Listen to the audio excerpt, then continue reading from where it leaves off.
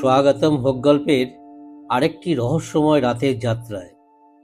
আজকের গল্পটা ঠিক একটা আয়নার মতো, যেখানে আমরা নিজের অস্তিত্বকেই প্রশ্ন করতে বাধ্য হব।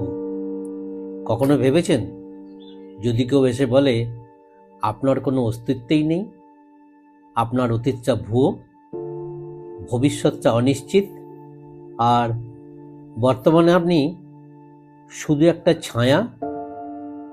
এই গল্প সেই এক মানুষের, যার দাবি সে বেঁচে আছে, অথচ কেউই তা মানতে চায় না। না সরকার, না সমাজ, না কোনো পরিচিত মুখ। সে জানে তার নাম, জানে সে কোথায় থাকে, কি খায়, কি পড়ে, কিন্তু দুনিয়া তাকে চেনে না। কে এই মানুষ? কোথা থেকে এসেছে? আর কেনই বা কেউ তার অস্তিত্ব মুছে দিতে চায়? এই গল্প শুনলে আপনি নিজের দিকেও তাকিয়ে ভাববেন, আপনি কি সত্যিই আছেন? চলুন শুরু করা যাক আজকের গল্প, যে মানুষটা জন্মায়নি। রাত তখন প্রায় 9টা। কলকাতার ব্যস্ততা তখনও পুরোপুরি থামেনি, কিন্তু হাওয়া ছিল অদ্ভুত ঠান্ডা। থানার গেটে দাঁড়িয়ে থাকা ছেলেটাকে প্রথমে সিকিউরিটি গার্ডই গুরুত্ব দেয়নি। তার গায়ে ধুলো লেগে থাকা জ্যাকেট, চোখের নিচে কালি আর কাঁপা কণ্ঠস্বর দেখে তাকে ভবঘুরে ভেবেই বসেছিল সকলে। কিন্তু ছেলেটা নিজেই যখন ভেতরে ঢুকে সরাসরি ডিউটি অফিসারের সামনে গিয়ে বলল, আমাকে খুনের চেষ্টা হয়েছে, তখন শুরু হলো অদ্ভুত এক ঘটনার পর্বর। অফিসার জিজ্ঞাসা করলেন, আপনার নাম? ছেলেটি উত্তর দিল, আর্য মুখার্জি, বয়স 32, ঠিকানা 124 লেক ভিউ রোড। আমি ওখানেই থাকি, আমার একার ফ্ল্যাট, কাজ করি একটা প্রাইভেট আইটি ফার্মে, Orbis software solution. Officer type করতে করতে বললেন, ঠিক আছে, আপনার আইডি দিন, Aadhaar card, voter ID, driving licence, যেটা আছে দিন। আর্য তখন একটু থমকালো। আমি সব কিছু মনে রাখতে পারি, কিন্তু আমার সাথে কোনো কার্ড নেই। আমার ফোন, আমার ওয়ালেট গতকাল রাতেই হারিয়ে গেছে। একটু বিরক্ত ভঙ্গিতে অফিসার বললেন, ঠিক আছে, আপনি নাম বলেছেন, ঠিকানা বলেছেন, একটা ফোন নম্বরও দিন, আমরা চেক করছি। আর্য নাম্বার বলল। সিস্টেমে ঢুকেই অফিসার একটু চমকালো। কিছুই নেই, ঠিকানা মিলছে না, ফোন নম্বর ইনভ্যালিড দেখাচ্ছে, আর নামটা লিখতেই পুরো সিস্টেম বলে উঠল, নো ম্যাচ ফাউন্ড। অফিসার তখন তাকিয়ে রইলেন আর্যর চোখে। আপনার নামে কোনো রেকর্ড নেই, বুঝলেন? আধার তো দূরের কথা, জন্ম সনদ পর্যন্ত নেই। আপনি কবে জন্মেছেন? আর্য এক নিঃশ্বাসে বলে গেল, 1992 সালের 21শে মার্চ সকাল 6:32। আমার মা শান্তা মুখার্জি, বাবা সঞ্জয় মুখার্জি। বাবা মারা গেছেন 2012 সালে, মা বেঁচে আছেন। অফিসার হাতের মাউসটা ছেড়ে দিয়ে একটু পেছনে হেলান দিলেন। আপনি বলছেন আপনার মা বেঁচে আছেন? কোথায় থাকেন উনি? আর্য বলল, বেহালায়, আমাদের পুরনো বাড়িতে। আমি গেল সপ্তাহে গেছি ওনার সঙ্গে দেখা করতে। অফিসার 2জন কনস্টেবলকে ইঙ্গিত করলেন, ওনার দেওয়া ঠিকানায় একজনকে পাঠান, আর খোঁজ নিন এই নামে কেউ আছে কিনা, বা কেউ ওকে চেনে কিনা। এই বলে তিনি আর্যকে একটু নির্জনে বসতে বললেন, কিন্তু নিজের মনে গুটিয়ে বসে থাকা আর্যর চোখে তখন ভয়ের থেকেও বড় কিছু ফুটে উঠেছিল, অসত্যিকে বিশ্বাস করতে না পারার অসহায়তা। ঘন্টাখানেক কেটে গেছে। থানার বাকি অফিসাররা রাতের টিফিনে প্লেট গুছিয়ে নিচ্ছিল। কেউ বা ব্যস্ত ছিল অন্য ডিউটি ফাইলে। অথচ আর্য একটুও নড়েনি, ঠিক যেমনটা বসেছিল তেমনি। ভ্রু কুঁচকে, ঠোঁট শক্ত করে, গলার শিরাগুলো টান টান, যেন নিজের মধ্যেই দাঁড়িয়ে রয়েছে সে, একটা অদৃশ্য প্রমাণপত্র হাতে। তার চোখে ছিল না আতঙ্ক, বরং এক ধরনের বিরক্তি, হতাশা আর জেদ। এই পৃথিবী যেন তাকে মেনে নিতে চাইছে না, অথচ সে ঠিক জানে সে আছে, ছিল এবং থাকবে। এই সময়ই ফিরে এলেন দুই কনস্টেবল, যাদের পাঠানো হয়েছিল আর্যর দেওয়া ঠিকানায়। তাদের চোখে মুখে স্পষ্ট বিভ্রান্তি। স্যার, একজন বলল লেক ভিউ রোডে 124 নম্বর বলে কিছুই নেই। এমনকি রাস্তার শেষ দিকেও গিয়ে খুঁজলাম, কেউ এই নামের লোককে চেনে না। পাড়ার পুরনো লোকজনদেরও জিজ্ঞাসা করলাম, তারা বলে এমন কেউ কোনোদিন থাকেনি। অফিসার এবার একটু গম্ভীর হলেন। তিনি আবার আর্যর দিকে তাকালেন, এবার একটু অন্যরকম দৃষ্টিতে। দেখুন মিস্টার মুখার্জি, আপনার কথাগুলো আর যুক্তিযুক্ত লাগছে না। না আপনার কোনো রেকর্ডের মেলে, না ঠিকানা, না ফোন নাম্বার, না পরিবারের খোঁজ। এমনকি আপনি যেই কোম্পানির কথা বললেন, অরবিস সফটওয়্যার, সেটা নিয়েও একটু আগে খোঁজ নিয়েছি। শহরে এরকম কোনো কোম্পানির অস্তিত্ব নেই। আর্য যেন একটু হতবাক হলো এবার। মুখটা ফ্যাকাশে হয়ে গেল, গলায় শুকনো ভাব। না না, এটা অসম্ভব। আমি ওই অফিসে গত 3 বছর ধরে কাজ করি। 3য় তলায় আমাদের সিস্টেম টিমের বস হচ্ছেন জয়ন্ত সেন। আমি তাকে রোজ দেখেছি, আমরা একসঙ্গে ক্যান্টিনে খাই। ঠিক আছে, অফিসার এবার মৃদু হেসে বললেন, আপনি এখন যা বলছেন তার কোনো প্রমাণ নেই। আপনি যে আর্য মুখার্জি বলে নিজেকে দাবি করছেন, সেই আর্য যদি কেউ কখনো থাকতো, তাহলে তার অন্তত একটা রেকর্ড পাওয়া যেত। কিন্তু আপনার জীবনের কোনো ডিজিটাল ট্রেস নেই।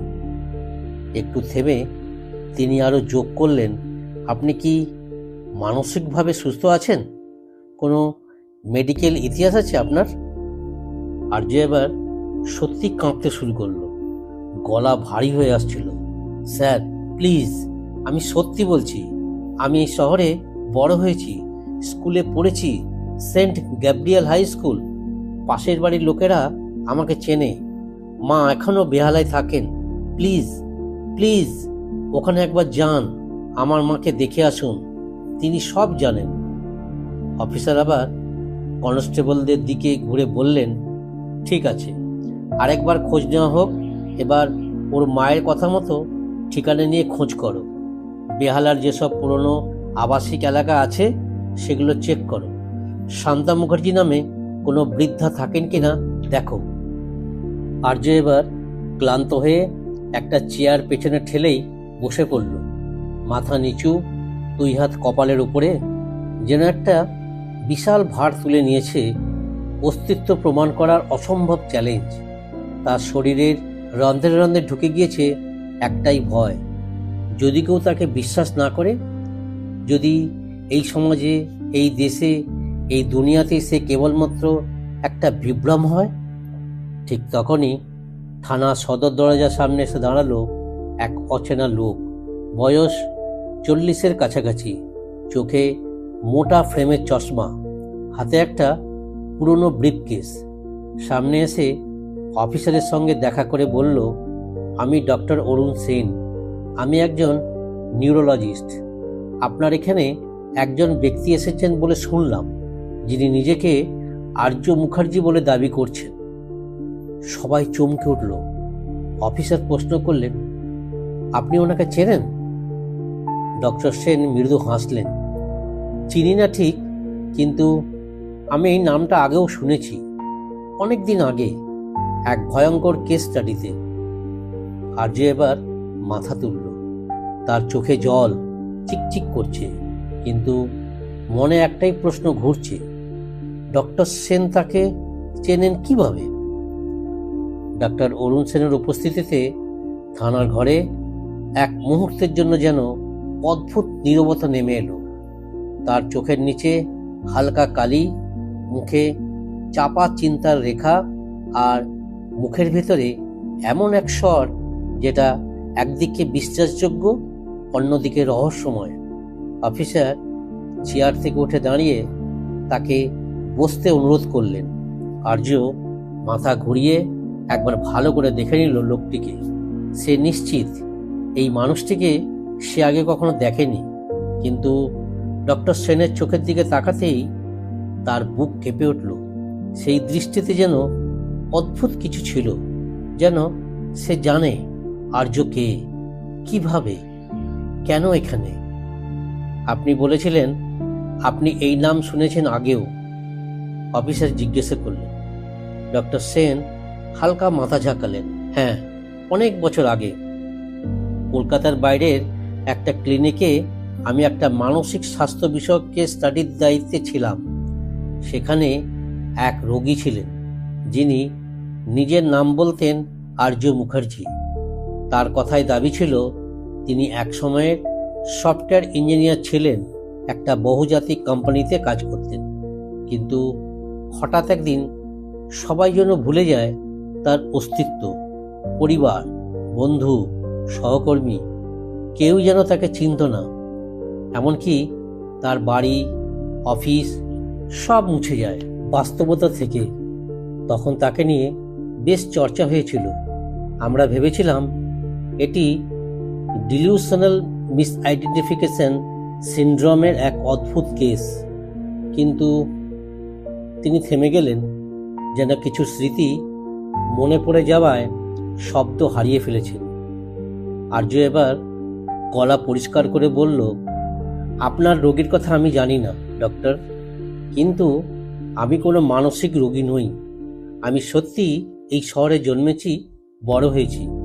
আমার স্কুলের বন্ধুদের নাম বলতে পারি, মোবাইল নাম্বার বলতে পারি, অফিসের আইডি নাম্বার বলতে পারি।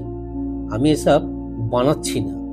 ডক্টর সেন শান্ত স্বরে বললেন, আমি বিশ্বাস করি তুমি বানাচ্ছ না আর্য, কিন্তু তাও তোমার অস্তিত্বের কোনো দাগ খুঁজে পাওয়া যাচ্ছে না, সেটাই ভাবার বিষয়। অফিসার এবার একটু কড়া স্বরে বললেন, তাহলে আপনি বলতে চাইছেন এই লোকটা কোনো এক মানসিক বিভ্রমের শিকার, আর সত্যি কোনো আর্য মুখার্জি হয়তো কোনোদিন জন্মায়নি?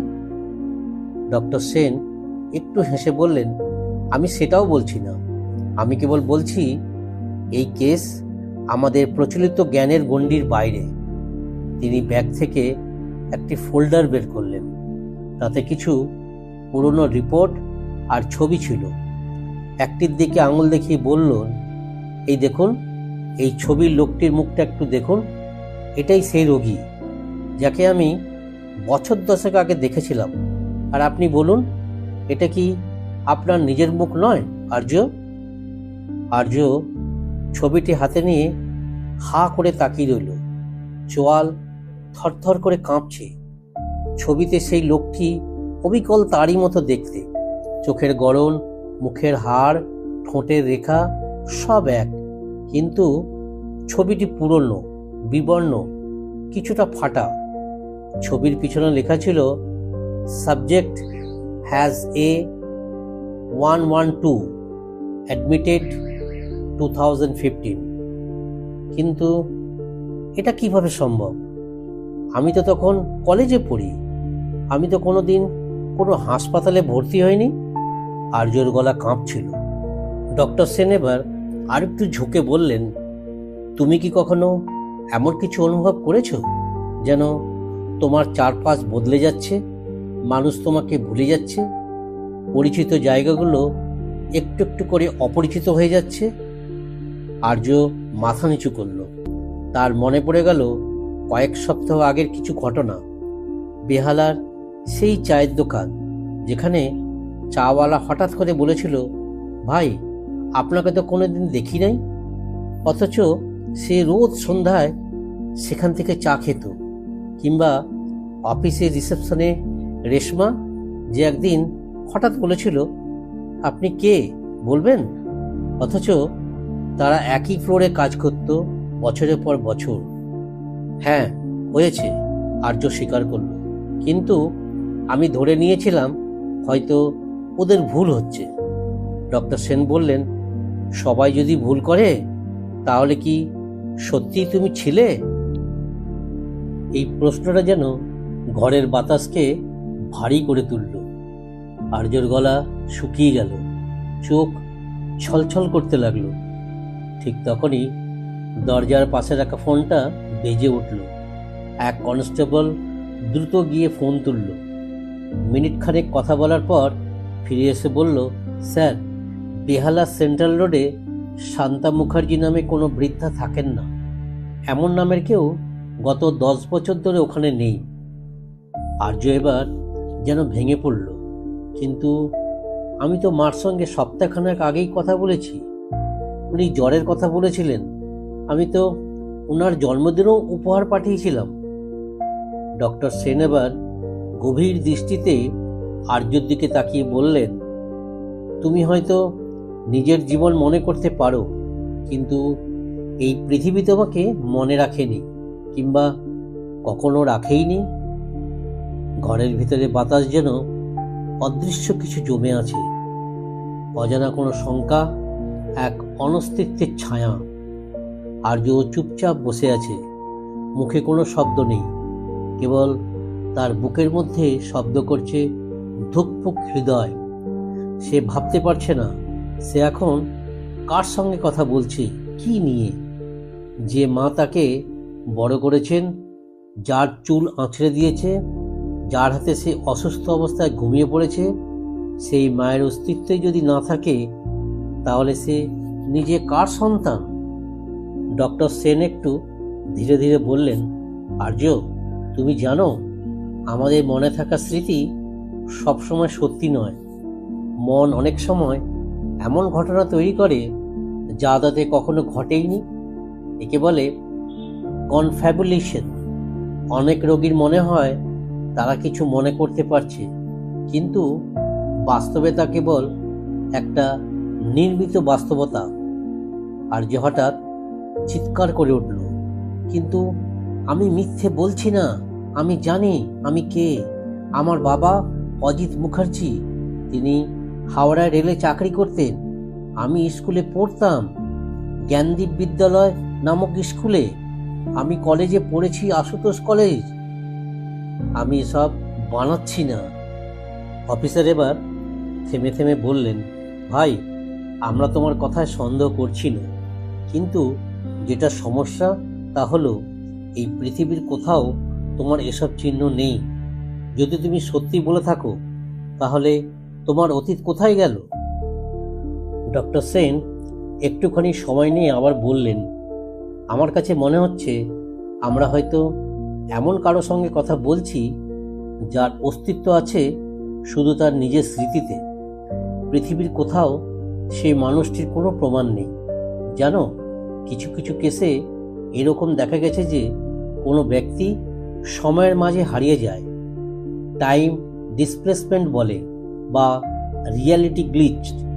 বিষয়টা রীতিমতো কাল্পনিক হলেও আজ তুমি যেটা বর্ণনা করছো সেটা হুবহু মিলে যাচ্ছে আমার পুরনো গবেষণার কিছু রেকর্ডের সঙ্গে। আর্য এবার কাঁপা গলায় বলল, আপনি কি বলতে চাইছেন আমি সময়ের বাইরে থেকে এসেছি? ডক্টর সেন বললেন, না, আমি সেটা নিশ্চিত বলতে পারবো না, কিন্তু আমি মনে করি হয়তো তুমি এমন একটা অস্তিত্ব যাকে এই টাইমলাইন কখনো গ্রহণ করেনি। হয়তো তুমি ছিলে এক বিকল্প বাস্তবতায়, একটা অল্টারনেট রিয়ালিটিতে, যেখান থেকে কোনোভাবে তুমি এই পৃথিবীতে চলে এসেছো, কিন্তু এখানে এই টাইমলাইনে তোমার কোনো ছাপ নেই, কারণ তুমি এখানে জন্মাওনি। আর্যর মুখে হতবাক নীরবতা, তার দৃষ্টিতে ভয়, বিস্ময়, বেদনা সব একসঙ্গে খেলা করছে। সে ধীরে ধীরে বলল, আমি জানি আমি আমার মায়ের আঁচল ধরে হাঁটতে শিখেছি। আমি জানি আমি সাঁতার শিখেছি, গড়িয়াহাটের পুকুরে। আমি জানি প্রথম প্রেমিকার হাতে ঠাস করে চড় খেয়েছিলাম, কারণ আমি ওর হাত ধরেছিলাম ভুল করে। আমি জানি সব, আমি জানি আমি বেঁচেছিলাম। ডক্টর সেন এবার শান্ত গলায় বললেন, হয়তো তুমি বেঁচেছিলে, কিন্তু ভুল পৃথিবীতে।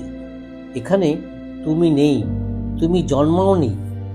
একটা ঝোড়ো হাওয়ার শব্দ যেন ঘরের চারপাশ দিয়ে ঘুরে গেল, যেন সময় নিজের ভিতর থেকে কোনো রহস্যময় ফাটল খুলে দিয়েছে। কনস্টেবল পাশের ঘরে দাঁড়িয়ে থমকে গেল, যেন কোনো ব্যাখ্যাতীত ঠান্ডা হাওয়া এসে তার ঘাড়ে নিঃশ্বাস ফেলেছে।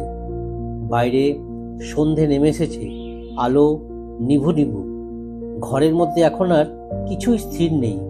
সবার চোখ যেন আটকে গেছে সেই মানুষটার মুখে, যে নিজের অস্তিত্ব প্রমাণ করার চেষ্টা করছে এক এমন পৃথিবীতে যেখানে সে আদৌ ছিল না। ঠিক তখনই থানার মেন গেটের বাইরে হেড কনস্টেবল এসে দরজায় টোকা দিল। মুখের ভাব অদ্ভুতভাবে বিবর্ণ। স্যার, একটা আজব ঘটনা ঘটেছে, সে বলল।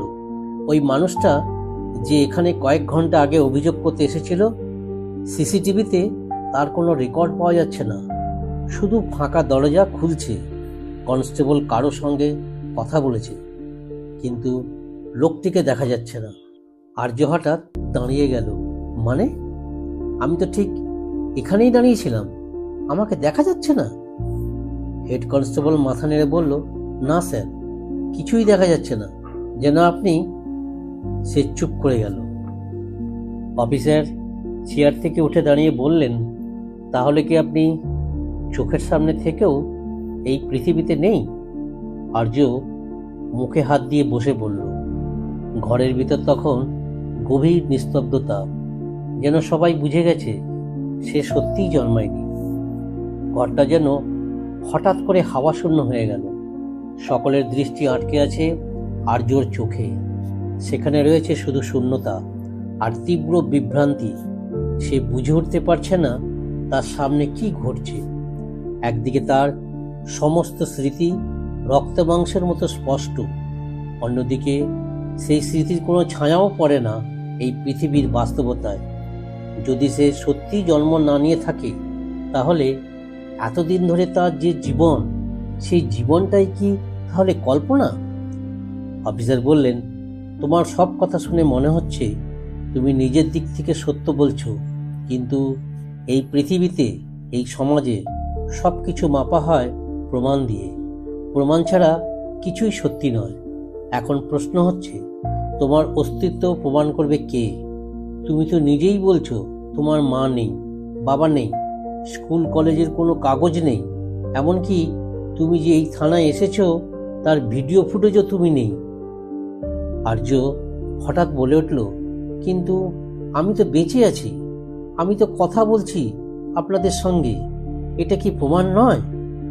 ডক্টর সেন একটু দম নিয়ে বললেন, তুমি বেঁচে আছো এই মুহূর্তেই ঘরে, কিন্তু তুমি কোথা থেকে এলে? তুমি কি এই সময়ের মানুষ, নাকি অন্য কোনো সময়, নাকি অন্য কোনো বাস্তবতা? এই প্রশ্নের উত্তর এখনো অজানা। আমি বহু বছর আগে এক অদ্ভুত ঘটনার কথা পড়েছিলাম। একজন লোক হঠাৎ করেই একটা ট্রেন স্টেশনে এসে হাজির হয়েছিল। সে বলেছিল সে অন্য একটা দেশ থেকে এসেছে।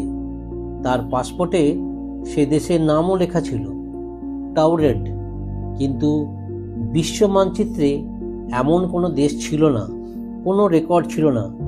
শেষমেশ লোকটা হঠাৎ একদিন উধাও হয়ে গেল। আর্য কাঁপা গলায় বলল, আপনার মানে আমি কি সেই রকম কারো মতো? ডক্টর সেন শান্ত গলায় বললেন, সম্ভবত। হয়তো তুমি এমন একজন যাকে ভুল করেই পৃথিবীতে এনে ফেলা হয়েছে, কিংবা এমন একটা মুহূর্তে সময়ের ফাঁকে জন্ম নিয়েছ যখন এই বাস্তবতায় তোমার জায়গা ছিল না।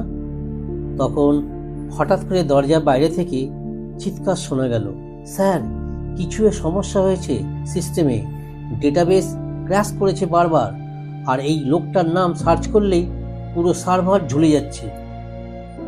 অফিসার একটু থমকে গিয়ে বললেন, কি আশ্চর্য, এমনটা তো আগে কখনো হয়নি। ডক্টর সেন ধীরে ধীরে বললেন, এটা হতে পারে, কারণ এই বাস্তবতার সঙ্গে ওর অস্তিত্ব খাপ খায় না। ওর নামটাই হয়তো একটা এরর ভ্যারিয়েবল এই টাইমলাইনে। প্রযুক্তি এমন জায়গায় পৌঁছেছে যেখানে কিছু অ্যানোমালাইজ ধরা পড়ে, কিন্তু সব বোঝা যায় না। আর এই অ্যানোমালাই এমন একটিকে নিয়ে যার অস্তিত্বই প্রশ্নবিদ্ধ। আর্য এখন চুপচাপ বসে আছে, তার চোখে জল, ঠোঁট কাঁপছে। সে বুঝতে পারছে সে যেন একটা চলন্ত দুঃস্বপ্নের ভিতর আটকে গেছে। যতবারই সে নিজের স্মৃতি নিয়ে কিছু বলতে যাচ্ছে, ততবারই কেউ না কেউ সেটা বাস্তব থেকে খণ্ডন করছে। তার নিজের জীবন অস্তিত্ব যেন ব্যর্থ প্রমাণিত হচ্ছে এই সমাজের দৃষ্টিতে। সে উঠে দাঁড়িয়ে ধীরে ধীরে বলে, আমি কোথায় যাব এখন? কার কাছে যাব? যদি পৃথিবী আমাকে স্বীকার না করে, তাহলে আমার থাকার অধিকার কোথায়? অফিসার অসহায়ভাবে ডক্টর সেনের দিকে তাকালেন। ডক্টর সেন একটা দীর্ঘ নিঃশ্বাস ফেলে বললেন, তোমার থাকার দরকার সময়ের বাইরের কোথাও, কোনো এমন জায়গা যেখান থেকে তুমি এসেছো। কিন্তু সমস্যা হচ্ছে আমরা জানিই না সেই জায়গাটা কোথায়। হয়তো তুমি চলে এসেছো ভুল দরজা দিয়ে, আর এখন সেই দরজাটা বন্ধ হয়ে গেছে। ঘরটা নিঃশব্দে ভরে উঠল এক অলিখিত বেদনায়। একজন মানুষ যে অস্তিত্বে আছে অনুভব করতে পারে, কাঁদতে পারে, হাসতে পারে, কিন্তু তার কোনো ইতিহাস নেই, কোনো শেকড় নেই। এমন এক বেদনাদায়ক শূন্যতা যাকে কোনো যুক্তি বোঝাতে পারে না। ঠিক তখনই পাশের ঘরে কনস্টেবল আবার ঢুকে এসে বলল, স্যার, আপনি কি জানেন ওই ভদ্রলোক যে মোবাইল নাম্বারটা দিয়েছে সেটা নাকি কোনো নাম্বারই নয়। সার্ভারে বলে এমন কোনো সিম কোড নথিভুক্ত হয়নি কখনো। ঘর জুড়ে আবার একবার কাঁপন। এইবার আর্য নিজেই চুপ করে রইল। তার শরীরটা যেন ধীরে ধীরে ভারহীন হয়ে উঠছে। বাতাসে ভেসে যাচ্ছে সে এক অজানা শূন্যতার দিকে। আর্য দাঁড়িয়েছিল এক নিঃশব্দ বিস্ময়ের মাঝে, ঠিক যেন কোনো বিশাল নাট্যমঞ্চের কেন্দ্রবিন্দুতে একটি চরিত্র যার সংলাপ হারিয়ে গেছে অদৃশ্য নির্দেশনায়। ঘরের প্রত্যেকে তাকিয়েছিল তার দিকে, কিন্তু কেউই আর তাকে মানুষের চোখে দেখছিল না। তারা দেখছিল একটি সমস্যা, একটি রহস্য, একটি অচেনা কোড যা ভাঙতে পারলে হয়তো ইতিহাসের নতুন একটি অধ্যায় লেখা হবে। ডক্টর সেন ধীরে ধীরে কাছে এসে আর্যর কাঁধে হাত রাখলেন। এই প্রথমবার কোনো স্পর্শে আর্য একটু উষ্ণতা পেল। তিনি বললেন, তোমার ভয় লাগছে আমি জানি, কিন্তু ভয় পাওয়ার কিছু নেই।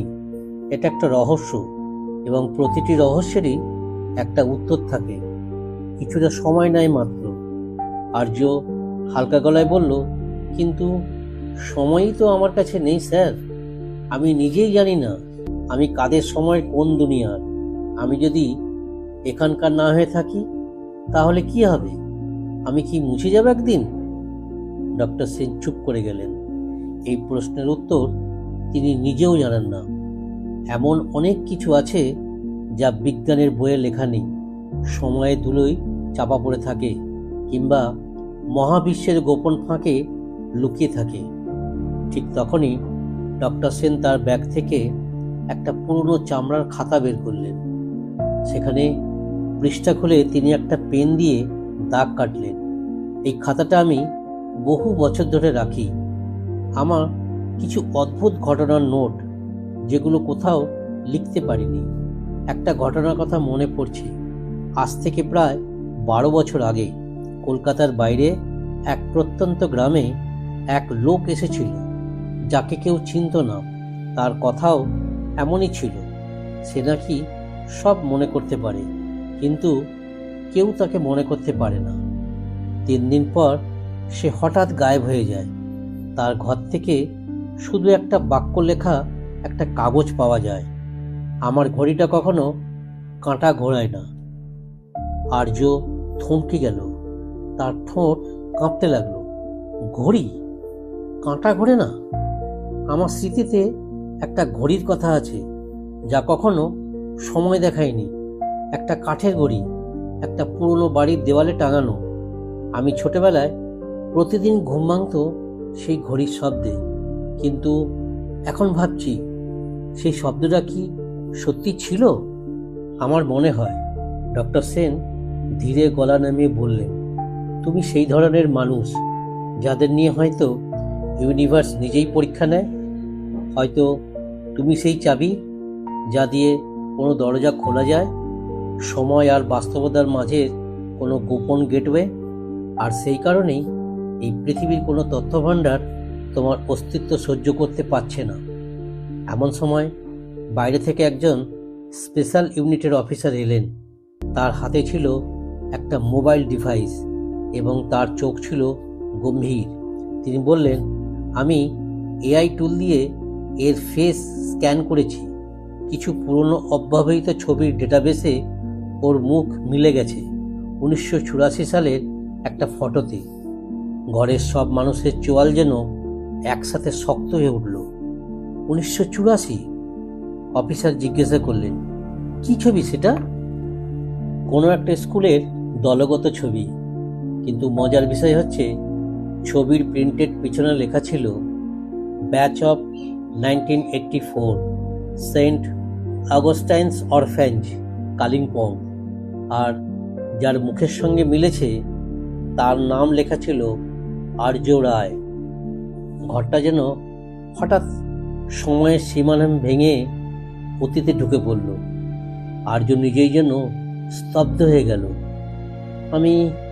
আমি তো কখনো ওই স্কুলে যাইনি, কখনো কালিম্পংয়ে যাইনি। আমি তো বেড়ে উঠেছি বনগাঁয় একটা ভাড়া বাড়িতে। আমার মা। তার গলা কেঁপে উঠল। ডক্টর সেন আস্তে আস্তে বললেন, তুমি হয়তো এমন একটা বাস্তবতায় জন্মেছ যা এই পৃথিবীর সঙ্গে যুক্ত হয়নি, একটা প্যারালাল রিয়েলিটি যা কোনো কারণে এখন এক্সপোজ হচ্ছে। এমনটা হতেই পারে যে তোমার জন্ম বাস্তবে হয়নি, কিন্তু স্মৃতি আছে, কারণ কোনো এক সময় একটা টাইমলাইনে ওভারল্যাপ ঘটেছিল। আর্য তখন এক কোণে বসে 2 হাত দিয়ে মুখ ঢেকে ফেলে ফিসফিস করে বলল, আমি কি তাহলে একটা ভুল ছিলাম স্যার, একটা গ্লিচ? ডক্টর সেন বললেন, না আর্য, তুমি কোনো ভুল নও। তুমি একটা রহস্য, যার উত্তর খুঁজে পাওয়া গেলে হয়তো আমরা পুরো বিশ্ব ব্রহ্মাণ্ডকে নতুন করে বুঝতে পারব। কলকাতা শহর এখন আর্যর কাছে এক অচেনা গোলক ধাঁধার মতো। তার পরিচিত সবকিছুই যেন হঠাৎ করে কুয়াশায় ঢাকা পড়েছে। বাইরে থেকে যতটা চেনা দেখায়, ট্রাম লাইনের কড়া কড়া ধাতব শব্দ, ভ্যাপসা গরম, বটগাছের নিচে চা বিক্রেতার হাঁক, ভেতরে ভেতরে সবই যেন অন্য কোনো এক পৃথিবীর আঙ্গিকে দাঁড়িয়ে আছে। সে এখন আর নিজের কোনো স্মৃতিকে নিশ্চিতভাবে বিশ্বাস করতে পারছে না। কে তার মা, কেমন ছিল তার শৈশব, আদৌ কোনো স্কুলে সে গিয়েছিল কিনা, সব কিছুই ধোঁয়াটে হয়ে গেছে। অথচ প্রতিটি স্মৃতিতে স্পষ্ট ছবি আছে, গন্ধ আছে, এমনকি নির্দিষ্ট আবেগও আছে। এটা কিভাবে সম্ভব? ডক্টর সেন তাকে নিয়ে গেলেন কলকাতা ইউনিভার্সিটির পুরনো আর্কাইভে। সেখানে আছে বহু দশক পুরনো ক্যাসেট, মাইক্রোফিল্ম, রিপোর্ট, সব কিছু যা আজকের পৃথিবীর কোনো ডেটাবেজে নেই। ডক্টর সেন জানেন, এই শহরের উপরতলায় যতটা মেট্রো আর স্মার্ট ক্যামেরা, নিচে ততটাই ইতিহাস চাপা পড়ে আছে। তারা উঠলেন 3য় তলায় একটি ধূলিধূসর রিডিং রুমে, যার দেওয়াল জোড়া তাক ভর্তি হলুদ হয়ে যাওয়া ফাইল। রুমটির এক কোণে একটি স্ক্যানিং টার্মিনাল ছিল, যা দিয়ে পুরনো মাইক্রোফিল্ম দেখা যায়। কর্মচারী একজন বৃদ্ধ, যিনি চোখে পুরু চশমা লাগিয়ে ফিসফিস করে বললেন, এখানে যারা আসে তারা শুধু প্রশ্ন নিয়ে আসে, উত্তর নিয়ে যায় না। ডক্টর সেন হালকা হেসে বললেন, আমরা একটু ব্যতিক্রম হতেই এসেছি। আর্য চুপ করেছিল। ডক্টর সেন কিছু ফাইল চেয়ে নিলেন। সেন্ট অগস্টাইন অরফেঞ্জের 1980 থেকে 1990 সময়ের রেকর্ড। মাইক্রোফিল্মে একটা একটা করে ভেসে উঠল পুরনো নামের তালিকা, ছবি, রিপোর্ট। হঠাৎ একটা রোলিং স্ক্রিনের মধ্যে স্পষ্টভাবে ভেসে উঠল 1984 ব্যাচ, গ্রুপ সি, আর্য রায়, রোল 36। আর্য হাঁ করে তাকিয়ে রইল নিজের শৈশবের একটা দলগত ছবির দিকে, যেটা তার মনে নেই। ছবির ডান দিকে চতুর্থ সারিতে একটা ছেলেকে দেখা যাচ্ছে, যার মুখ প্রায় হুবহু আজকের আর্যর মতো। শুধু চুল ছিল একটু ছোট, চোখে ছিল ক্লান্তির ছায়া। আমি আমি এই ছবি কখনো দেখিনি, আর্য ধীরে ধীরে বলল। তবে এটা তুমি, ডক্টর সেন জোর দিয়ে বললেন। এখন প্রশ্ন হলো, তুমি কিভাবে আবার জন্মালে, বা তুমি কি আদৌ কখনো মরে গিয়েছিলে? আর্য মাথা নাড়ল। না স্যার, আমি তো সব মনে করতে পারি। কখনো অজ্ঞান হয়নি, কখনো মৃত্যু হয়নি। আমি তো ছিলাম সব সময়, শুধু কেউ আমায় মনে রাখেনি। তাহলে, ডক্টর সেন গম্ভীরভাবে বললেন, তুমি সেই ধরনের অস্তিত্ব যা হয়তো সময়ের মাঝখানে আটকে গেছে।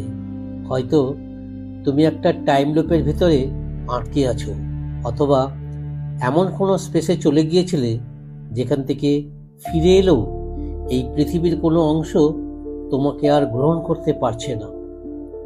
আর্য ততক্ষণে রিডিং রুমে জানালার দিকে তাকিয়েছিলেন। বাইরে রাস্তা দিয়ে ব্যস্ত মানুষের ভিড়, হর্ন, গরমে ঘামছে এমন মুখ, সব কিছু চলমান, কিন্তু সে যেন স্থির হয়ে গেছে। তার মনে হতে লাগলো হয়তো সে কোনোভাবে একটা ভুল বাস্তবতায় ঢুকে গেছে, কিংবা কারো স্বপ্নে চলে এসেছে আর এখন বের হতে পারছে না। ঠিক তখনই তার মনে পড়ল একটা দৃশ্য, একটি ঘর, অনেকগুলি ঘড়ি একসাথে টিকটিক শব্দ করছে। একটি মাত্র ঘড়িতে কোনো কাঁটা নেই, আর তার সামনে দাঁড়িয়ে আছেন এক সাদা কোট পরা লোক, যার মুখ অস্পষ্ট। সে বলছিল, আর্য, তুমি এখন যে দুনিয়ায় আছো সেটা সবসময় তোমার ছিল না। স্যার, আর্য হঠাৎ ফিসফিস করে বলল, আমি একটা স্বপ্ন অনেকবার দেখেছি, যেখানে আমি একটা ঘরে আছি, ঘড়িগুলো চলছে, কিন্তু আমি ঘামতে ঘামতে জেগে উঠি। আমি নিশ্চিত সেই ঘরটা বাস্তব, কিন্তু কোনোভাবেই বুঝতে পারছি না কোথায় সেটা। ডক্টর সেন একবার তাকিয়ে বললেন, তুমি কি প্রস্তুত যদি বলি তোমার স্মৃতিগুলোর উৎস হয়তো এখানকার নয়? হয়তো তুমি এমন এক জায়গা থেকে এসেছো যেখানকার অস্তিত্বই এই বাস্তবতাই নেই। আর্য ধীরে মাথা নাড়ল। তার চোখে ভয় ছিল না, ছিল শুধু বিস্ময়। তাহলে, ডক্টর সেন বললেন, এবার সময় এসেছে। আমরা খুঁজি সেই ঘর যেখান থেকে তুমি এসেছো, আর হয়তো সেই ঘরেই লুকিয়ে আছে উত্তর। কে তুমি, কেন তুমি, আর কেন এই দুনিয়া তোমাকে মনে রাখতে পারে না। আর্য এবং ডক্টর সেন পরের কিছুদিন ঢুঁ মারলেন শহরের বিভিন্ন কোণায়। পুরনো লাইব্রেরি, সরকারি দপ্তর, বেসরকারি স্কুলের রেকর্ড অফিস, এমনকি একটি পরিত্যক্ত অনাথ আশ্রম যার নাম ছিল নব্যাশ্রম হোম। আশ্রমটি বহু বছর আগেই বন্ধ হয়ে গেছে, কিন্তু এলাকাবাসীরা বলল সেখানে একসময় এক বিশেষ শিশুদের রাখা হতো। স্থানীয় লোকের ভাষায় বিশেষ মানে ছিল এমন কিছু বাচ্চা যাদের পরিবার ছিল না এবং যারা নাকি অদ্ভুত আচরণ করত। কেউ ঘুম থেকে উঠে কথা বলতে এমন ভাষা যা কেউ বোঝে না, কেউ কারো চোখে চোখ রাখতে পারত না, কেউ আবার নিখিল বিশ্বের সব কিছু নিয়ে প্রশ্ন করত। নব্যাশ্রমে ঢুকতেই একটা ভঙ্গুর বাতাসের ধাক্কা লাগলো দুজনের গায়ে। দরজাগুলো খসে পড়েছে, ভেতরের মেঝে জুড়ে ছড়িয়ে আছে পাতা, ধুলো আর ভাঙা কাঠামোর টুকরো। দেওয়ালে আঁকা ছিল বাচ্চাদের হাতে করা পুরনো পেন্টিং, যা এখন বিবর্ণ আর বিকৃত।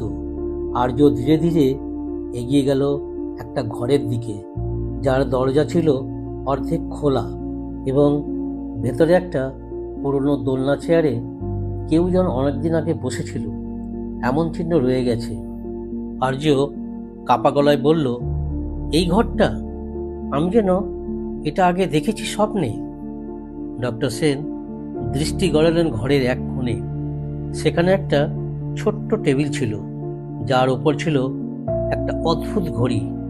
নাটবল্টু খুলে গেছে, কিন্তু সবচেয়ে অবাক করার মতো বিষয় হলো ঘড়িটায় কোনো কাঁটা নেই। আর্য হঠাৎই থমকে দাঁড়ালো। এটা সেই ঘড়ি! সে চিৎকার করে উঠল, এই ঘড়িটা আমি বারবার স্বপ্নে দেখি। তার কণ্ঠে ছিল না শুধুই উত্তেজনা, বরং একটা গভীর আতঙ্ক। সে এগিয়ে গেল ঘড়িটার দিকে, কিন্তু ঘড়িটার গায়ে স্পর্শ করতেই এক ঝাঁক স্মৃতি যেন মাথার মধ্যে হু হু করে উঠল। তার মনে পড়ল এক লোক যিনি সাদা কোট পরে বলতেন, সময় হচ্ছে বাস্তবতার দরজা। কেউ কেউ সেই দরজা খুলে ফেলে ভুল করে। আর্যর মনে পড়ে গেল সে ছোটবেলায় এই ঘরেই থাকতো। তাকে একবার নিয়ে যাওয়া হয়েছিল নিচতলার ঘরের ভেতরে, যেখানে একটি সাদা গোল টেবিলের ওপর রাখা ছিল এক ধাতব হেলমেট, যার গায়ে লাল লাল তার বাঁধা ছিল। এক গবেষক বলেছিলেন, আজ থেকে তুমি সময়ের বাইরেই চলবে, একটা পরীক্ষামূলক প্রকল্প, শুধু তোমার মতের প্রয়োজন নেই।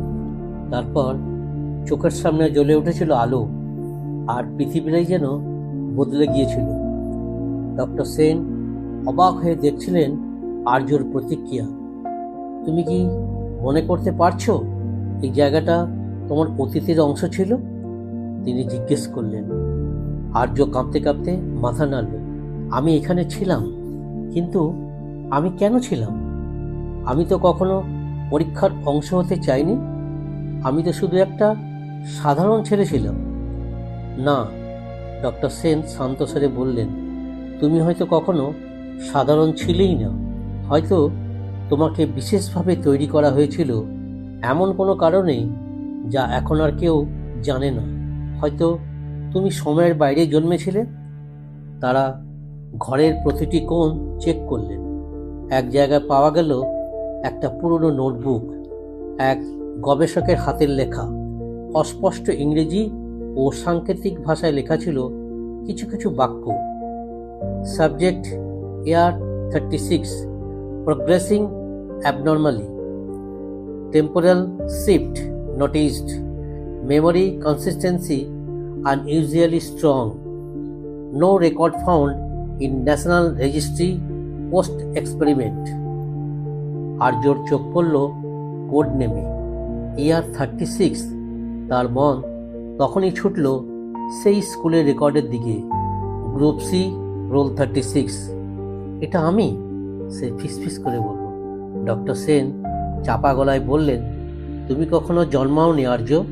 তুমি সৃষ্টি হয়েছিলে এক পরীক্ষার অংশ হিসেবে।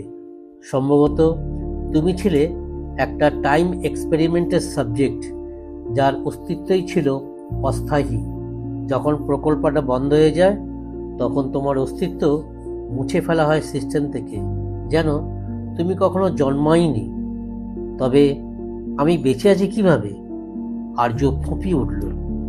কারণ তুমি একমাত্র যে টিকে গিয়েছিলে। ডক্টর সেন বললেন, হয়তো পুরো পরীক্ষায় তুমি একমাত্র সফল সাবজেক্ট যে আজও বেঁচে আছে, কিন্তু তোমার রেকর্ড মুছে গেছে, কারণ প্রকল্পটাও নিশ্চিহ্ন করে দেওয়া হয়েছিল। আর এখন তুমি এমন এক জীবন্ত স্মৃতি যা বাস্তব জগতের কোনো সিস্টেমে নেই। আর্য ধীরে ধীরে পিছিয়ে গেল। চারপাশের ভাঙা দেওয়াল, বিবর্ণ ছবি, সেই অচেনা ঘর, সব যেন হঠাৎ করে আবার নতুন অর্থ পেল। সে হঠাৎ বুঝতে পারল তার জীবন শুধু ভুলে যাওয়া নয়, বরং ইচ্ছাকৃতভাবে মুছে ফেলা। নব্যাশ্রম থেকে বেরিয়ে আসার সময় রোদের আলোটা অদ্ভুত লাগছিল আর্যর চোখে, যেন পুরনো কোনো আলো ফিরে এসেছে, যা সে বহু বছর আগে হারিয়ে ফেলেছিল। তার মনের মধ্যে এখন একটাই শব্দ বারবার ঘুরছিল, এয়ার 36। নিজের নাম আর পরিচয় থেকেও এই কোডটাই যেন তার সত্যিকারের অস্তিত্ব। সে যেন একজন মানুষ নয়, বরং একটা প্রকল্পের ফলাফল, একটা পরীক্ষা যার কোনো ব্যাখ্যা নেই এবং যার কোনো ইতিহাস নেই। আমরা কি পুলিশের কাছে আবার যাব? আর্য প্রশ্ন করল। ডক্টর সেন ধীরে ধীরে মাথা টানলেন। তারা তোমাকে বিশ্বাস করবে না। ওদের জন্য তুমি এখনো একটা রহস্য। কোনো রেকর্ড নেই, কোনো পরিচয় নেই। তুমি এখনো তাদের চোখে একটা সমস্যা। কিন্তু আমি বুঝি তুমি একটা প্রমাণ। হয়তো তুমি এমন কিছু জানো যা এখনো বিশ্লেষণ করা হয়নি। আমরা এই তদন্ত থামাতে পারি না, কারণ এটি শুধু তোমার গল্প নয়, এটা একটা বড় চক্রান্তের ইঙ্গিত দেয়। এমন কিছু বিজ্ঞান, এমন কিছু প্রযুক্তি যা আমাদের এখনো জানা নেই। আর্য কিছুক্ষণ চুপ করে থাকলো। তারপর এক প্রকার নিজেকে শক্ত করে বলল, আমাকে যদি তৈরি করা হয়ে থাকে, তবে যারা করেছে তারা কোথায়? কেন তারা আজও আমাকে খুঁজছে না? ডক্টর সেন চোখ তুলে তাকালেন। হয়তো তারা খুঁজছে, হয়তো তারা জানেই না তুমি বেঁচে আছো, অথবা হয়তো তারা চায় না তুমি জানতে পারো তুমি কে ছিলে। এমন অনেক গোপন গবেষণা হয় যেগুলো সরকারিভাবে নেভার হ্যাপেন্ড হিসেবে লিপিবদ্ধ থাকে। তুমি সেই ফাইলের বাইরের একটা গল্প যা জীবন্ত রয়ে গেছে। সন্ধ্যার দিকে তারা ফিরে গেলেন ডক্টর সেনের বাড়িতে। বাড়িতে পৌঁছেই ডক্টর সেন তার পুরনো কম্পিউটার খুলে বসলেন। তার কাছে ছিল কিছু ব্যক্তিগত ডেটাবেস, যেগুলো তিনি সরকারি কাজের সূত্রে সংগ্রহ করেছিলেন, বিশেষ করে সেনাবাহিনীর একটি পুরনো প্রকল্প, টাইম ফ্রেম এক্সের ডেটা। এই প্রকল্পটা একসময় ভারতীয় প্রতিরক্ষা গবেষণা সংস্থা ও একটি বেসরকারি সংস্থার যৌথ প্রয়াসে চালু হয়েছিল। জানার উদ্দেশ্য ছিল memory retention in time dilation subjects, অর্থাৎ এমন সব মানুষ যারা কোনোভাবে সময়ের ফ্রেম থেকে বিচ্যুত হয়েছে বা করা হয়েছে, তাদের মস্তিষ্ক কিভাবে আচরণ করে। তাদের চোখ আটকে গেল একটা ফাইলের নাম দেখে, এয়ার 36 লগ ext.mp4। ভিডিওটা চালাতেই একটা কালো সাদা রেকর্ডিং খুলে গেল। সেখানে দেখা গেল একটি ছোট্ট বাচ্চাকে নিয়ে আসা হচ্ছে একটা ঘরের মধ্যে। ঘরটা ছিল সাদা, দেওয়ালে টাইম কোডিং আর নম্বর লেখা। একজন বিজ্ঞানী বলছেন, subject air 36 is showing memory consistency beyond expectation. Project suspended due to ethical concerns. Wipe initiated. ভিডিওটা ঝাপসা হয়ে গেল। তারপর থেমে গেল একটা শব্দহীন পর্দায়। আর্যর গলা শুকিয়ে এলো। ওটা তো আমি ওই ঘরেই ছিলাম। ডক্টর সেন শান্তভাবে বললেন, তাহলে আমাদের অনুমান সঠিক ছিল। তোমার অস্তিত্ব মুছে ফেলা হয়েছিল। এই ভিডিওটাই তার শেষ প্রমাণ। হঠাৎ একটা অদ্ভুত শব্দে ঘরের ভিতর টান টান নীরবতা নেমে এলো। Ding dong. বাড়ির দরজার বেল বাজল। দুজনেই চমকে উঠলেন। এই সময় কে আসতে পারে? ডক্টর সেন ধীরে ধীরে দরজা খুলে দেখলেন সামনে দাঁড়িয়ে আছে একজন মহিলা, বয়স 50-এর কাছাকাছি, চোখে ভারী চশমা, হাতে একটা ছোট ট্রাভেল ব্যাগ। আমি অনিতা, তিনি শান্ত গলায় বললেন। আপনাদের কাছে একটি গল্প আছে যা আমি অনেক বছর ধরে লুকিয়ে রেখেছি। আমি একসময় নব্যাশ্রমের একজন গবেষক ছিলাম। আমি জানি আর্য কে। আর্য যেন ঘরের ভেতর থেকে শুনেই পাথরের মতো দাঁড়িয়ে গেল। ওই নাম, ওই মহিলা, ওই গবেষণার নাম, সব কিছু যেন একসঙ্গে ফিরে এলো তার চোখের সামনে। সে এগিয়ে এলো ধীরে ধীরে। আপনি কি আমাকে চেনেন? তার কণ্ঠটা কাঁপছিল। অনিতা মাথা নিচু করে বললেন, তোমার জন্ম হয়নি আর্য, কিন্তু তুমি বেড়ে উঠেছিলে। আমি ছিলাম তোমার তত্ত্বাবধানে নিযুক্ত গবেষক। আমাদের কাজ ছিল তোমাকে তৈরি করা, কিন্তু আমি জানতাম না তুমি একদিন ফিরে আসবে এভাবে। আমি জানতাম না তুমি স্মৃতি ধরে রাখতে পারবে এত শক্তভাবে। কেন? আর্যর গলা ফেটে যাচ্ছিল। কেন আমায় তৈরি করা হয়েছিল? অনিতা ধীরে ধীরে বললেন, কারণ আমরা এমন একজন খুঁজছিলাম যে সময়ের সীমা অতিক্রম করেও নিজেকে হারাবে না। এমন একজন যে শুধু একটা পরীক্ষা নয়, হয়ে উঠবে এক জীবন্ত দলিল। এবং তুমি ছিলে সেই একমাত্র সফল চেষ্টা। ঘরের ভেতর নেমে এলো এক অদ্ভুত ভারী নীরবতা। সময় যেন থেমে গেল কয়েক মুহূর্তের জন্য। আর্য, ডক্টর সেন আর অনিতা তিনজনেই দাঁড়িয়েছিলেন ত্রিভুজের এক নিঃশব্দ কোণে, যেন প্রত্যেকেই অন্যজনের থেকে কোনো চূড়ান্ত সত্যের অপেক্ষায়। ঘড়ির টিকটিক শব্দটাই কেবল বুঝিয়ে দিচ্ছিল সময় এখনো চলছে। অনিতা এগিয়ে এসে ডাইনিং টেবিলে রাখা চেয়ারটিতে বসলেন। আর্য ও ডক্টর সেন সামনের চেয়ারে বসলেন, মুখোমুখি তিনজন, কিন্তু মাঝখানে ছিল বছর 20 গহ্বর, যেটা অনিতা এবার ভরাট করতে এসেছেন।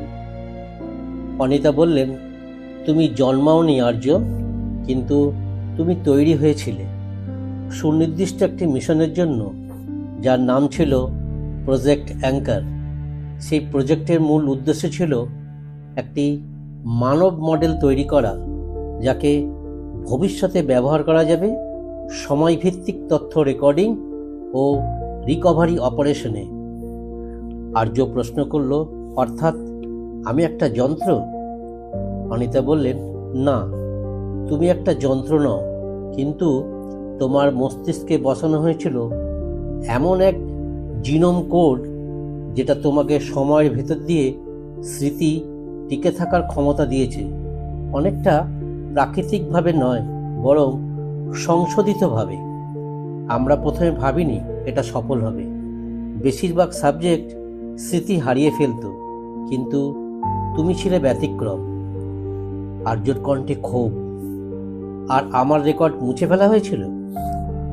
অনিতা বললেন, হ্যাঁ, কারণ প্রজেক্টটি বন্ধ করে দেওয়া হয়েছিল হঠাৎ। উচ্চ পর্যায়ের নির্দেশ এসেছিল, গবেষণাগার বন্ধ, সমস্ত সাবজেক্ট ওয়াইপ আউট। কিন্তু তোমার মেমোরি কোড এত শক্তিশালী ছিল যে পুরোপুরি মুছে ফেলা যায়নি। তোমাকে সেই সময় একটি নিরপেক্ষ স্মৃতি মুছানো ইঞ্জেকশন দেওয়া হয়েছিল। আশা ছিল তুমি ধীরে ধীরে সব ভুলে যাবে, কিন্তু তা হয়নি। তুমি স্মৃতি ধরে রেখেছিলে, এমনকি নিজের অস্তিত্বও। ডক্টর সেন এক মনে শুনছিলেন। এরপর বললেন, তাহলে আর্য যেন জীবন্ত ইতিহাস, একটা এমন ফাইল যেটা মুছে ফেলা হয়েছে, কিন্তু সত্যটা থেকে গেছে। অনিতা হালকা হাসলেন। তুমি একমাত্র যেটা ছিলে না আর্য, তা হলো ভুল। আর্যর চোখে জল এসে গিয়েছিল। এক অদ্ভুত আবেগে সে বলল, আপনারা কি জানতেন আমি আজও বেঁচে আছি? অনিতা ধীরে বললেন, না, তুমি কোথায় গেছো, কেমন করে বেড়ে উঠেছো, তা আমাদের কেউ জানতো না। তোমার সব তথ্য নষ্ট করা হয়েছিল। আমিও চাকরি ছেড়ে দিয়েছিলাম, নিজেকে গুটিয়ে নিয়েছিলাম, কিন্তু আমি জানতাম একদিন তুমি ফিরে আসবে। আমি শুধু সময়ের অপেক্ষা করছিলাম। আর্য টেবিলের উপর হাত রাখলো, একটু কাঁপা কাঁপা স্বরে বলল, তাহলে আমার জীবনটা কি শুধুই এক্সপেরিমেন্ট ছিল? অনিতা বললেন, তোমার জীবনটা ছিল সম্ভাবনার প্রমাণ। তুমি এমন একজন যে জন্মায়নি ঠিকই, কিন্তু বেঁচে ছিল, বেড়ে উঠেছিল, অনুভব করেছিল। তুমি প্রমাণ করেছিলে জন্মনাম, কাগজ, রেকর্ড ছাড়া একজন মানুষ সম্পূর্ণ হতে পারে। সেই কারণেই এখন আমাদের একটা সিদ্ধান্ত নিতে হবে। ডক্টর সেন তাকালেন দুজনের দিকে। কি সিদ্ধান্ত? আমরা এই তথ্য সরকারকে জানাবো কিনা, কিংবা এই রহস্য চাপা রাখবো, কারণ এমন প্রযুক্তি এখনো সমাজের জন্য প্রস্তুত নয়, অনিতা বললেন। আর্য কিছুক্ষণ চুপ করে থেকে বলল, আমি চাই না কেউ আর আমার মতো হোক। আমি চাই না আর কোনো শিশু নিজের জন্ম না জেনে বড় হোক। তখনই ডক্টর সেন নিজের ডেস্ক থেকে একটি ফোল্ডার বের করলেন। তাতে ছিল একটি পুরনো কাগজ, যেখানে লেখা ছিল AR-37 স্ট্যাটাস প্রিজার্ভড। আর্য তাকিয়ে থাকলো স্তব্ধ হয়ে।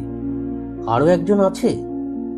ডক্টর সেন বললেন, হ্যাঁ, তোমার মতোই আরেকজন তৈরি করা হয়েছিল, তবে তাকে সক্রিয় করা হয়নি। সে এখনো কোথাও ঘুমিয়ে আছে, হয়তো জৈব ক্যাপসুলে। তুমি যদি চাও আমরা তাকে খুঁজে বের করতে পারি। সত্যটা তখন সম্পূর্ণ হবে। ঘরের বাতাস কাঁপছিল নিঃশব্দ প্রশ্নে। আর্য উঠে দাঁড়ালো, চোখে কঠিন এক দৃঢ়তা। হ্যাঁ, আমি চাই। আমি একা নই, এখন আর একা থাকতে চাই না। ঘরের আলো একটু ম্লান লাগছিল।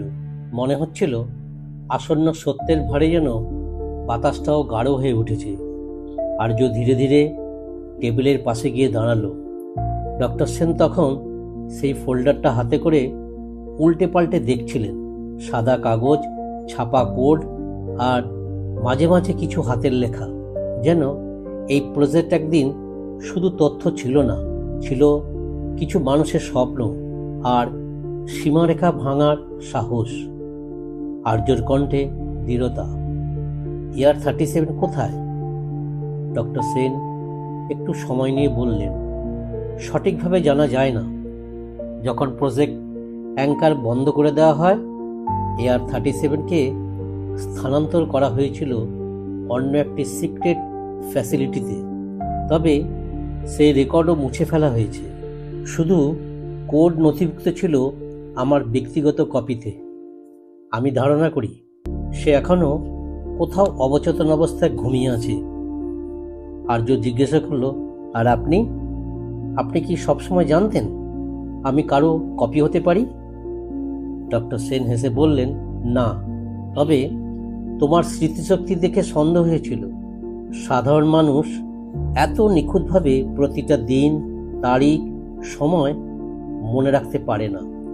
সময়কে তুমি অনুভব করো অন্যরকমভাবে, যেন সেটা কেবল স্মৃতি নয়, বরং বাস্তব।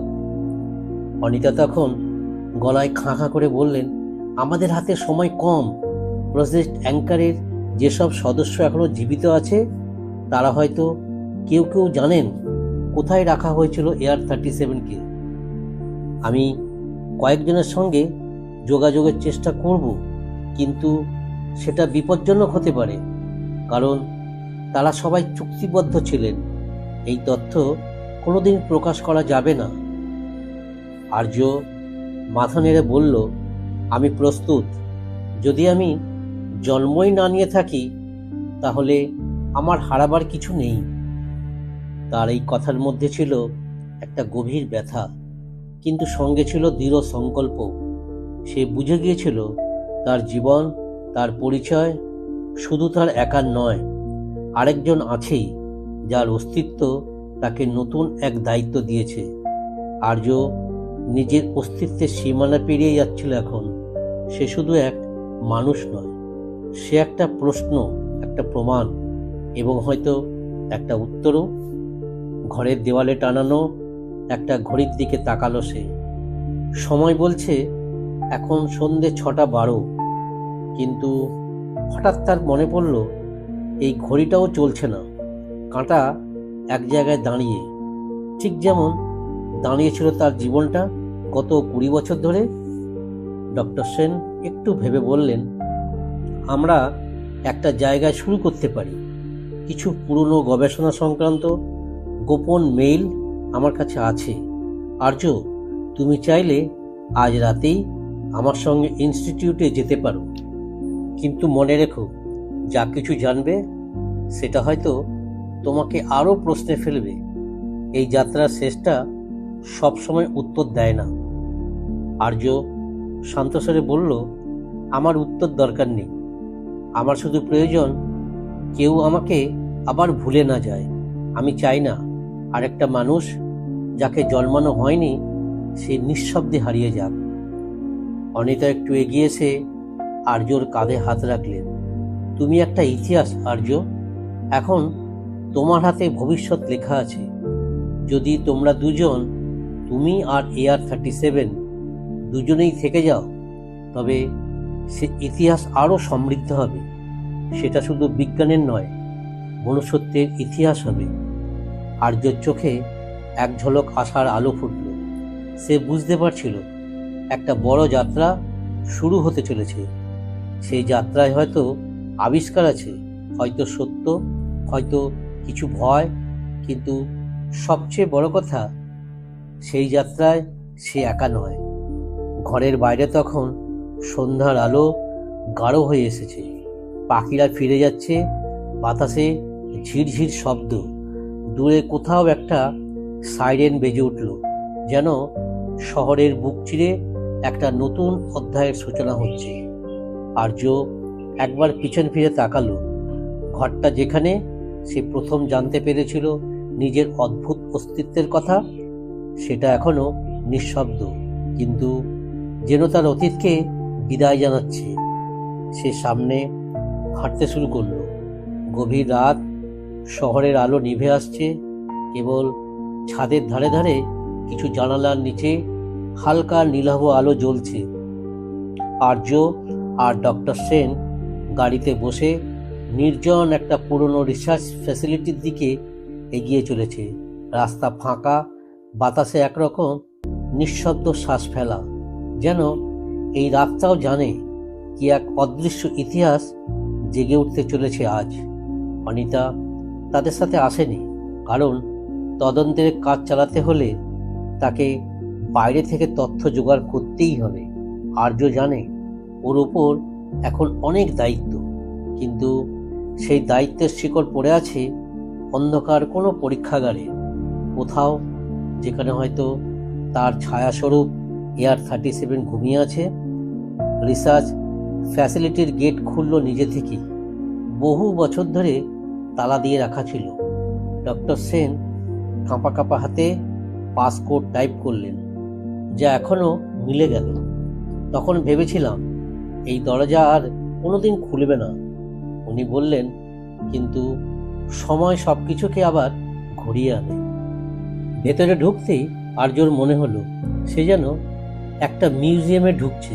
সাদা টাইলস, ল্যাবরেটরি গ্লাস, কোনায় কিছু ফাইলের ক্যাবিনেট, সব কিছুতে ধুলোর স্তর, অথচ যেন সময় এখানে থেমে আছে। দেওয়ালে লাগানো ছিল একটা বোর্ড, যেখানে এখনো আঁকা একটি জেনেটিক ম্যাপ, আর নিচে লেখা আছে AR-37 complex biological mirror. Doctor Sen জানালেন, আমরা মানুষ তৈরি করিনি, আমরা একটা জীবন্ত প্রতিচ্ছবি বানিয়েছিলাম। এমন এক অস্তিত্ব যার কোড আসল মানুষের সাথে সামঞ্জস্যপূর্ণ, কিন্তু যার স্মৃতি ছিল তৈরি, সুনিপুণভাবে সাজানো, যেন সে সত্যি বেঁচে আছে। আর্য কাঁপা গলায় জিজ্ঞাসা করল, কিন্তু কেন? ডক্টর সেন চোখ বন্ধ করে বললেন, কারণ আমরা চেয়েছিলাম যদি মানুষ মারা যায় তার একটা বিকল্প থাকুক, একটা প্রতিস্থাপনযোগ্য পরিচয়, যেটা চাইলেই কোথাও বসানো যাবে। ভুলটা হয়েছিল যখন আমরা ভেবেছিলাম স্মৃতি বানানো গেলেও চেতনায় তৈরি করা যায়। আমরা ভুলে গেছিলাম আত্মা কোনো ল্যাবে জন্মায় না। হঠাৎ করেই ভেতরের একটা দরজা খুলে গেল। একটা সিল করা ঘর, যার ভেতর নীল আলো জ্বলছে।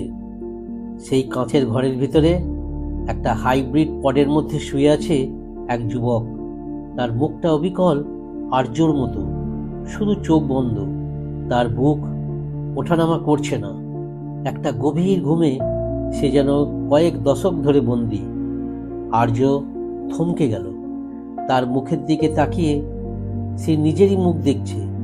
তার কণ্ঠ আটকে এলো, এটাই আমি? সে ফিস করে জিজ্ঞাসা করল। ডক্টর সেন বললেন, তুমি নও, এটা সেই আর্য যার ডিএনএ থেকে তোমাকে তৈরি করা হয়েছিল। এটা তোমার উৎস, কিন্তু তুমি নিজে এখন আলাদা, তুমি বাস্তব। আর্য পডের সামনে গিয়ে দাঁড়ালো। তার মনে হচ্ছিল সে যেন একটা আয়নার সামনে দাঁড়িয়ে আছে, কিন্তু সেই আয়নায় কোনো প্রতিবিম্ব ফিরে আসছে না, শুধু প্রশ্ন আর এক শূন্য দৃষ্টি। হঠাৎ একটা খট করে শব্দ হলো। AR-37 চোখ কাঁপলো একটু, তার কণ্ঠনালীতে একটা টান দেখা দিল। আর্য ধীরে বলল, ও জেগে উঠেছে। ডক্টর সেন হতবাক। এটা সম্ভব নয়, এটার লাইফ সাপোর্ট তো। কথা শেষ হওয়ার আগেই পডের কাঁচে ফাটল ধরল। অ্যালার্ম বেজে উঠল মৃদু শব্দে। AR-37 চোখ মেলে তাকালো। তার চোখে কিছু চিনতে না পারার কুয়াশা, কিন্তু সেগুলোর ভিতরেও এক অদ্ভুত শূন্যতা। আর্য ধীরে ধীরে তার দিকে এগিয়ে গেল। দুই আর্য, একজন যে জন্মায়নি, আর একজন যে অস্তিত্ব পেয়েছে স্মৃতির ছায়ায়। তারা এখন একে অপরের সামনে দাঁড়িয়ে। AR-37 ফিসফিস করে বলল, তুমি কে? আর্য কিছুক্ষণ চুপ করে থেকে বলল, আমি সেই মানুষ যাকে বানানো হয়েছিল, কিন্তু এখন নিজেই নিজের সৃষ্টি। AR-37 চোখে এক বিন্দু জল চিকচিক করল। সে শুধু বলল, তাহলে তুমি এখন বাঁচো, কারণ আমি তো শুধু একটা অসমাপ্ত অধ্যায়। আর্য তার হাত ধরল। কাঁচের ঘর জুড়ে যেন সময় থেমে গেল কিছুক্ষণের জন্য। দুই অস্তিত্ব, এক আত্মা আর দুটি আলাদা জীবন। সে রাতে অনেক অজানা প্রশ্নের উত্তর পাইনি, কিন্তু একটা জিনিস ঠিক হয়েছিল, আজ থেকে আর্য আর শুধু প্রশ্ন নয়, সে একটা উত্তরও। সে শুধু একটা কপি নয়, সে নিজেই একজন মানুষ, এবং সে জন্মেছে নিজের মতো করে। এই ছিল আজকের গল্প, যে মানুষটা জন্মায়নি। এক মানুষ যার কোনো জন্ম নেই, তবুও সে বেঁচে আছে, ঠিক আমাদেরই মতো। গল্পটা যদি ভালো লেগে থাকে তাহলে অবশ্যই লাইক দিন, কমেন্টে জানিয়ে দিন আপনার মতামত, আর শেয়ার করুন বন্ধুদের সঙ্গে। আপনাদের এই ভালোবাসা আর সাপোর্টেই আমাদের নতুন গল্প বলার সাহস দেয়। আর যদি আপনি এখনও আমাদের চ্যানেল হোক গল্প সাবস্ক্রাইব করে না থাকেন, তাহলে এখনই করুন, কারণ এই রকমই অদ্ভুত, ভয়ঙ্কর, রোমাঞ্চকর আর রহস্যময় গল্প আসছে প্রতি সপ্তাহে। আবার দেখা হবে অন্য এক নতুন গল্পে, অন্য এক অজানা জগতে। ততদিন পর্যন্ত হোক গল্পের সঙ্গেই থাকুন, শোনো গল্প হারিয়ে যাওয়া শব্দে।